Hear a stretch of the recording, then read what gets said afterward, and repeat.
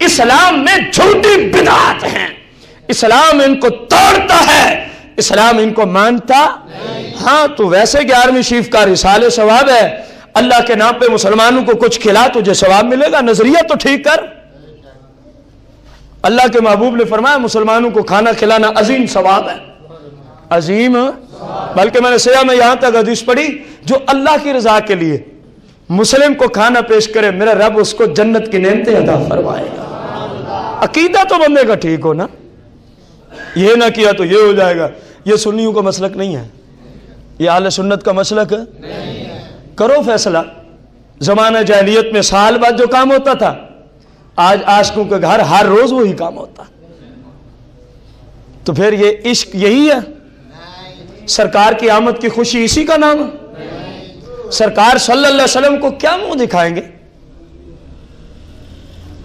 اتنا کہنے سے جان چھوڑ جائیے، ہم نے تو گلی سے جا رکھی تھی، آپ فرمائیں گے میں نے حکم ہی نہیں دیا تھا۔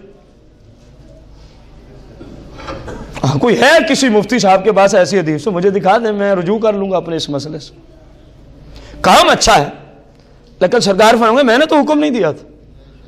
اور مستحبات میں ہے نا، مستحب کا حکم کیا ہے؟ یصاب ولا فعلی ولا یعاقب ولا ترک، امام سرخسی نے اصول سرخسی میں فرمایا مستحب کو اپنا لو ثواب ہے، نہ اپناؤ تو گناہ ہوتا۔ آپ میں سے کتنے بھائیوں کے سر پہ امامہ ہے؟ کتنے فیصد پہ؟ حالانکہ عین نماز پڑھنے کی حالت میں آئے ہوئے ہیں آپ، عام باہر کی حالت تو دور کی ہے نا، تو کیا کہیں جن کے سروں پہ امامہ نہیں وہ جہنمی ہو گئے؟ ہے ہی مستحب، اپنا لیں گے تو اچھی بات ہے، نہیں پہنیں گے گناہ ہی نہیں ہوتا۔ امامہ نہ پہننا کوئی جرم نہیں ہے، ہاں اپنا لیں گے تو پھر ٹوپی والا 70 جمعے پڑھے، امامے والا 1 پڑھ لے، ثواب دونوں کا برابر ہو جاتا ہے۔ یہ تیرے محبوب کا فرمان ہے، سرکار کی حدیث مبارکہ ہے۔ ٹوپی کے ساتھ 70 رکعت پڑھ، امامے کے ساتھ فقط، سرکار نے فرمایا ثواب دونوں کا برابر ہے۔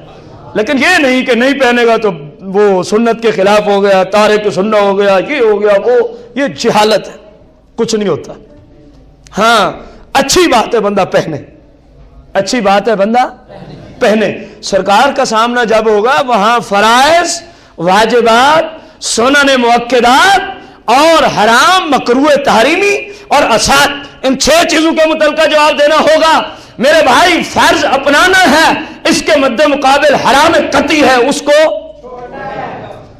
سرکار صلی اللہ علیہ وسلم کی شریعت میں واجب اپنانا ہے، اس کے مد مقابل مکروہ تحریمی اس کو ترک، سنت مؤکدہ کو اپنانا ہے، اس کے مد مقابل اسات کو چھوڑنا ہے۔ یہ 6 کام بندہ کر لے، اللہ کی شریعت اس کو متقی پرہیزگار کا فتویٰ دے دیتی ہے۔ صرف 6 کام، 3 کرنے ہیں 3 چھوڑنے ہیں۔ اب میں یہ کہوں کہ کتنے ہاتھ اٹھاتے ہیں تو آپ کہیں گے شرمندہ ہی کرتا ہے۔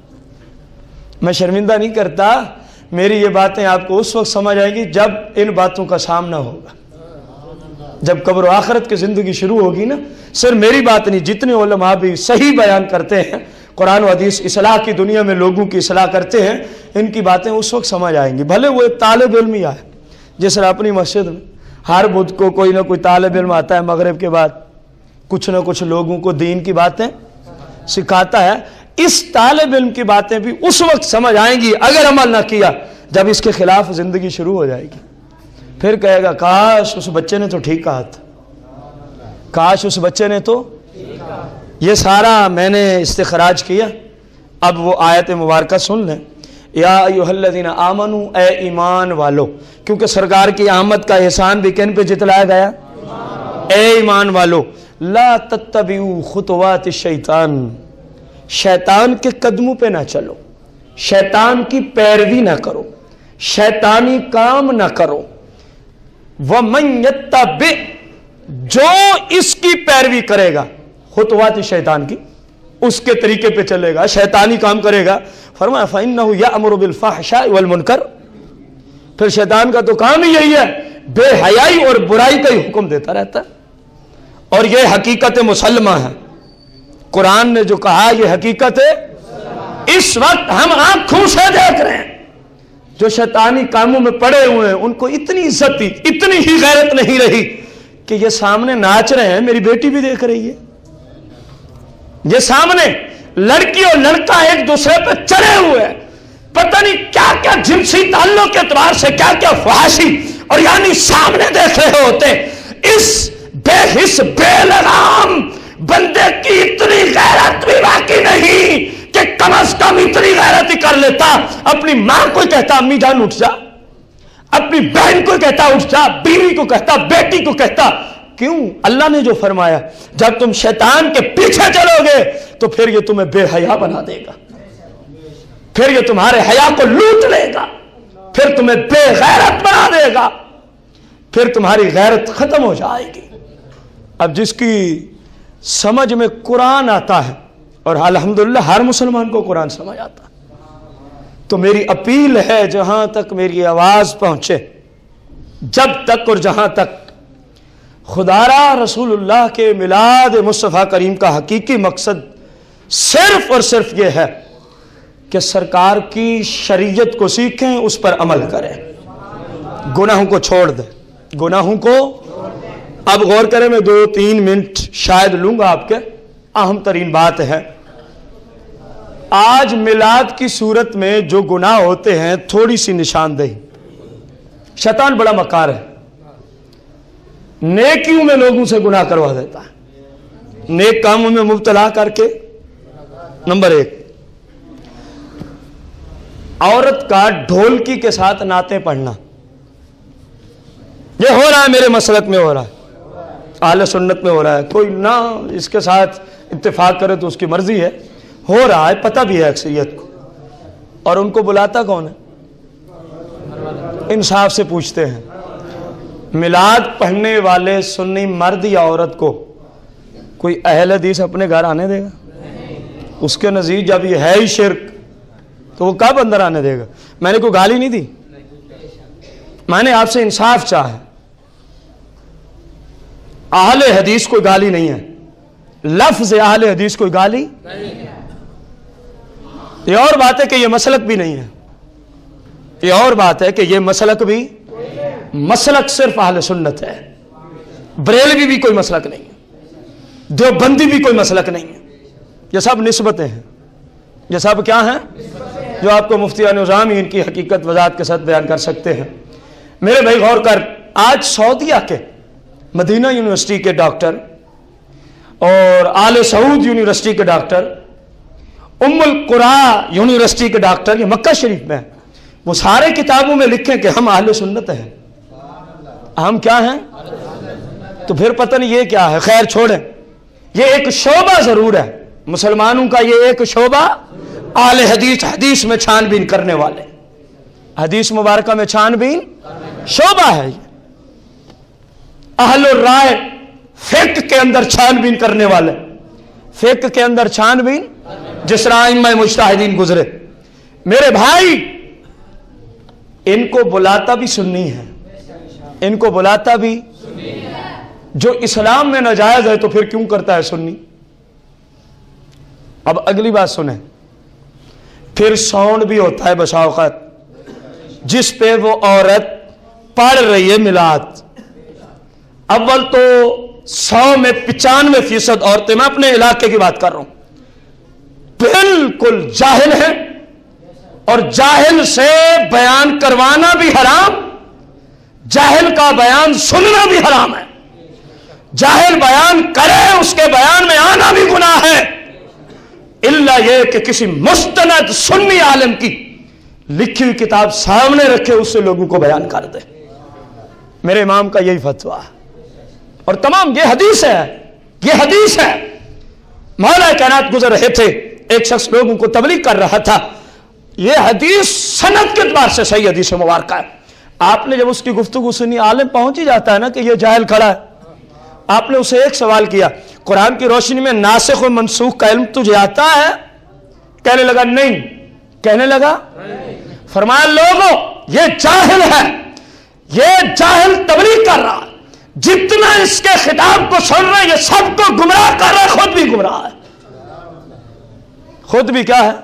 اول تو 95% عورتیں جہلا ہیں، ان کو کوئی پتہ نہیں رسول اللہ کے میلاد کا مقصد کیا ہے. من گھڑت جھوٹے واقعات پڑھتی ہیں، اور غلط طریقے سے رسول اللہ کی شان سے غلط فائدہ اٹھاتے ہوئے ہمارے مسلک کو کیا کر رہی ہیں؟ سنی جاگ، تیرے جاگنے کا وقت آ چکا ہے. اگر آج نہیں جاگو گے دیکھ لینا مستقبل میں جا کے تیرا مسلک اس سے بھی اس طرح کی جاہل عورتوں کی وجہ سے زیادہ بدنام ہو جائے گا پورے ورلڈ کے اندر. تیرے جاگنے کا آج وقت ہے. رسول اللہ تجھ سے سوال کریں گے جب پتہ تھا کہ جوہلا سے میلاد پڑھانا حرام ہے تو نے کیوں جاہل عورت کو بلایا تھا؟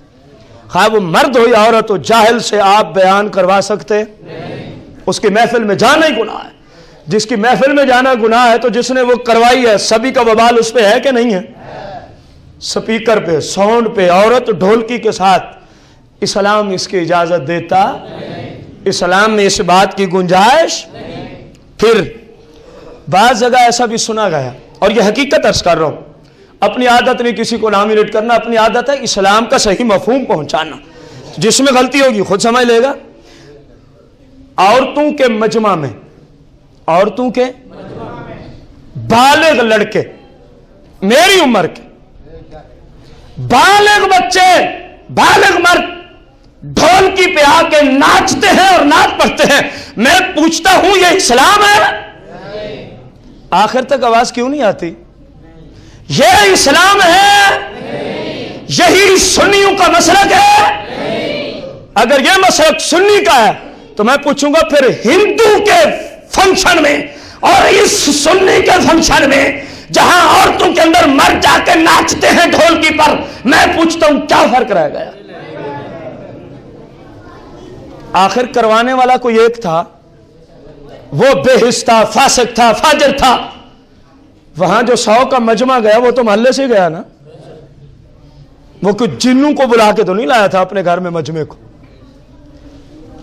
یہ گھر والے پر فرض ہے اپنی بیوی، اپنی بچیوں، اپنے بچوں کی دیکھ بھال کرے، دیکھے کہاں جا رہے ہیں، کیوں جا رہے ہیں، وجہ کیا ہے جانے کی. اسلام اجازت دے تو ٹھیک ہے، ورنہ ان کو روک دے. اگر نہیں کرے گا تو پھر اپنی ذمہ داری تو قرآن و حدیث سمجھانا ہی ہے نا. پوچھنا میرے مالک کی ذمہ داری ہے، جواب لینا سرکار مدینہ. پھر قیامت کے دن نپٹیں گے ایسے لوگوں سے کہ جن کاموں سے میں نے روکا تھا، جن کاموں کو روکنے کے لیے میں نے پتھر کھائے تھے، جن کاموں کو روکنے کے لیے مجھے لوگ نہ جانے کیا کیا جملہ بولتے تھے. 19ویں پارے میں آپ پڑھ سکتے ہیں ان جملوں کو. جن گناہوں کو روکنے کے لیے مجھے مکہ جیسا میرا محبوب ترین شہر، مجھے وہاں سے لوگوں نے ہجرت میں مجبور کر دیا. تم میرے کیسے ماننے والے تھے، وہی کام تمہارے گھروں میں ہوتے رہے. پھر وہاں دیکھیں گے کون آتا ہے سامنے. آج تو جو ایسی بات کرے وہ تو ہو گیا وہابی، آج تو جو ایسی تبلیغ کرے وہ تو ہو گیا دیوبندی. تو پھر سنی اس کا نام ہے جو 24 گھنٹے حرام میں منہ مارے. ہم ایسی باتیں کرتے ہیں، باہر سے ہمارے اوپر فتویٰ آتا ہے یہ وہابی ہو گیا، یہ دیوبندی ہو گیا. میں پوچھتا ہوں تمہارے نزدیک قرآن و سنت کو پیش کرنا دیوبندیت وہابیت ہے جو کہتے ہیں ان سے مخاطب ہوں. تو پھر سنیت کس چیز کا نام ہے؟ ہندو پہ چلنا، ہندو کی کتاب لے کے آپ کو تبلیغ کی جائے معاذ اللہ.